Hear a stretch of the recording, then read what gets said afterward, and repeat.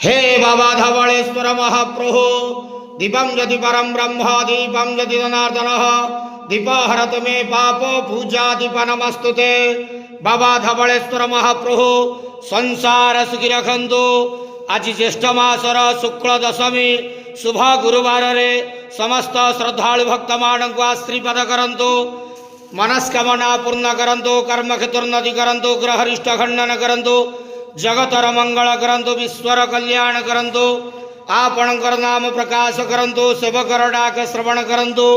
समस्त गुआवसा भक्त मानकर मनस्कामना पूर्ण करंतु। बाबा धवलेश्वराय नमो नमः। संसार सुखी रखंतु अंधेवार हरि बोलो।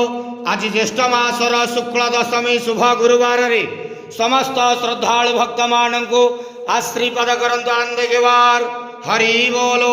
बाबा धवलेश्वराय नमो नमः।